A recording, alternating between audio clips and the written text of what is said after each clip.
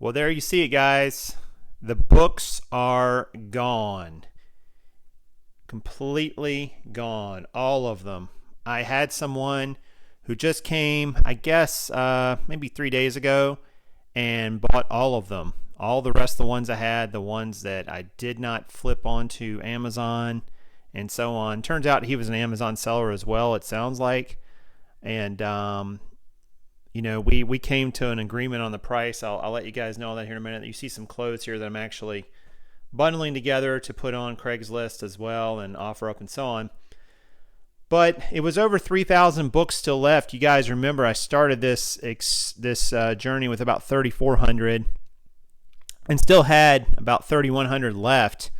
I sold them in two different blocks. I sold about 185 to a school teacher. She got a lot of kids' books. And then this particular individual bought the rest of them and was able to get them in about 3 trips in his car, which was cool. I helped him by putting him outside the door so he could come back later. We didn't have to be here. But man, I got to tell you, it feels good, really good, to have this garage empty, to have those books gone. We're thinking about moving in a couple months. So the thought of moving and having to move those books or one more thing on the list just to get to Goodwill and so on, I mean, that was a pretty overwhelming thought. I told Karin, I said, these books are going to be gone one way or another before we get out of here. I am not moving these books. And thankfully I didn't have to. I kind of didn't think they were going to sell, to be honest with you. I prayed about it. I had a really super low ball offer that I had to reject from someone because it just didn't make sense.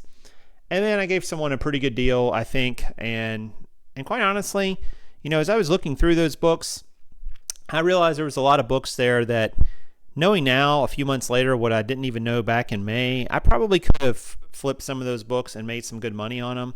And I know that he'll make some good money on them because honestly, some of them are really good. I just was a very nervous bookseller to the point of just really not sending anything into Amazon FBA that wasn't in really, really good shape. But even just looking through them as I was helping him load, I realized that there was plenty of opportunity that was still could have been made in those. And I was kind of regretting it a little bit, but there was no way in the world that I was going to go back through over 3,000 books just to dig out, even a couple hundred more dollars of value. But, you live and you learn. And so I'm going to add into this video what my numbers have looked like so far with the books. But I just wanted to show you guys that they are in fact gone. There's no more books here in the garage, and I'm really happy about that. So let's get inside, and I'm going to share with you numbers on how it's gone so far with the books and how much I think I will make going forward with them. All right, guys, so here's the update on the books to date. I'm going to give you all the numbers I have. As you know, here on Prof Sales, I like to have a lot of transparency around my business. So this is exactly what I've done to this point. I'm not fudging any numbers. I'm not fudging any sales or any amount of time that it took me. And so I'm going to fill you guys in with where I'm at. So as you might remember, I bought approximately 3,400 books. I paid $380 for those books. And this was back in the 3rd week of May, I believe. And now it's September. So that's June, July. It's about 4 months ago. I shipped in 260 of those books to Amazon to sell on FBA. I did not want to store them here at the house. Of those, I have sold 141 of the original 260, so just over 50%. I have 119 left. And the rest of the books I kept here in the garage for the last 4 months. All right, so what have I sold? The 141 books I've sold on Amazon, I've sold for a total of $1,373, which I think comes out to a little bit under $10 a book.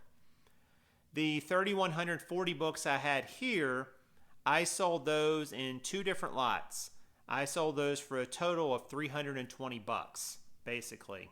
I sold one to one guy who's going to probably flip some of them back on Amazon FBA, and another one to a school teacher who was building a library for her school. So, some good karma there, I guess, for how they got sold. I have 119 books left on Amazon. If those sell for the same average as the other 141 have, I should see about $1,158 from those. So that would give me a total of $2,851 in revenue from these books. What are my costs? Well, as I mentioned, I paid $380 for these. My Amazon selling costs to date have been $689. I anticipate that my remaining costs will be another $579 if it averages the same amount of cost as it has for the first group. Just as an FYI, it's right around 50%. So basically, if you're selling a book for $12, you're going to end up paying about $6 in fees on Amazon FBA. At least that's been with this batch. I don't know if that's a high number or low number for books in general, but it's a nice, easy, round number to figure out. So my total selling cost will be $1,648. If you subtract that from the $2,851, that gives you a net of $1,203 on these books. Now, as you may remember, I spent about almost just a tad under 40 hours on these books between drive time, processing time, and so on. So basically, a $1,203 profit for 40 hours worked. That works out to right at $30 an hour. You know, that's not a great hourly rate for a reseller, in my opinion. That's a little lower than I make on jeans, believe it or not. However, I will say that in this case, you know, I probably spent more time than I needed to because I'm not a very experienced bookseller. So I definitely spent some extra time on grading books. It probably took me a little longer on some of the shipments than it normally would because I was just really getting into Amazon FBA 4 months ago. You know, all in all, I could probably shave some time off of that 40 hours. I don't know how much, maybe 10, maybe 20%. So then the hourly rate goes up a little bit. But I will note that, you know, if you were getting big batches of books or going through them and you didn't have to process all of them and reflip them and, you know, go pick them all up like I did, if you could just scan them at the source, you know, I don't know how quickly you could scan 3,000 books and process that many, but I suspect it's less than 40 hours if you don't have to take the time to go get the books and spend the manpower to load them and bring them back to your house and then, you know, unload them and all that good stuff. That definitely added, I think I remember that added about 10 and a half or 11 hours. So that was about a quarter of the time I spent on these books was going to get them, loading them up, bringing them home, and unloading them. So that time could be shaved off. If you do that, then the hourly rate jumps up much higher. It's probably 40 to 45 bucks an hour, which is pretty good for flipping books.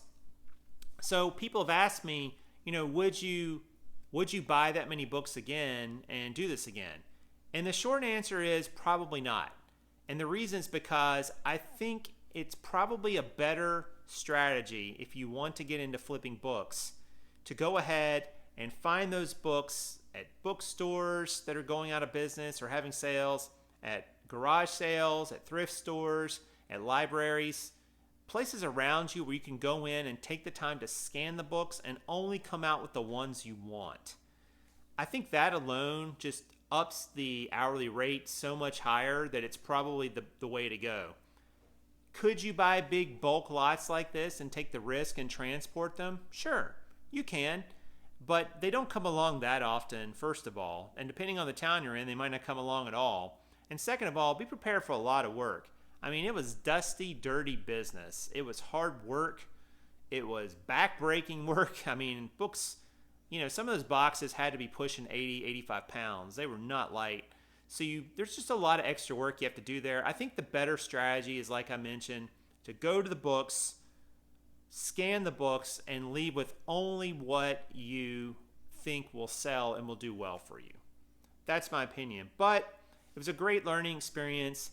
I, look forward to selling through the rest of them. It'll take a while. I mean, it's going to take, another 6 months probably, maybe even a year to get rid of these that are on Amazon. So they'll just sell in dribs and drabs. But that's the great thing about books is that when you get big lots like that and you keep sending them in Amazon, they almost become like a form of passive income. Not that you keep getting income from them, but they're fire and forget. You know, you deal with them one time and that's it. They're there and they'll just sit there, and they don't cost much in storage fees unless you hit the long-term fees. They cost you a little bit, but the monthly fees are not bad because books don't take up a lot of room.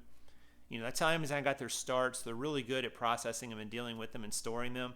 But ultimately, I'm happy I did it. I'm glad that I went through this experience. I'm glad that the books are gone from the garage. I won't lie about that. It was really getting on my nerves just seeing them sitting there and realizing, you know, I tied up $380 worth of capital. Well, I didn't completely tie it up because I've been getting a return on that capital from my Amazon sales, but I wanted to get them gone and be done with them. You know, anytime product just sits around like that, it's just kind of a drag on you mentally, I think, as well as your financial ability to go out and buy more items with that capital. So it's good to go ahead and get them gone, be done with them, move on from them. You know, I feel like they went to two good sources, and the people who bought them online have been great for the most part. I don't think I've gotten any returns, knock on wood, to this point. So they seem to have been, you know, accurately graded. I probably graded lower than I should have, and probably priced a little lower than I should have. But again, I didn't want to risk my seller rep in Amazon, so that was the reason I made those decisions. But all in all, a great experience. Definitely something I will consider in the future, but probably do different with the parameters I gave you a few moments ago. All right, so I hope this video was informative. I hope you got something out of it. If you did, please hit the like button down below. That lets me know and YouTube know that, hey, Prof Sales is doing a good job. Leave me a comment. I will try my best to respond to it, and you know, if it's a question, that's even better. Or you've got some sort of critique, that's fine as well. And consider subscribing to Prof Sales so you can get the videos every time they come out. As a lot of you know, I sell a lot of jeans on YouTube, but I definitely have a lot of other videos around other subjects, so be sure to check those out on the other parts of my channel as well. All right, guys, so that's going to do it for now. That's going to be a wrap on the books. I don't think I'm going to make any more videos about them, but who knows?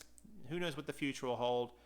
But until next time, this is Prof Sales saying good sales to you.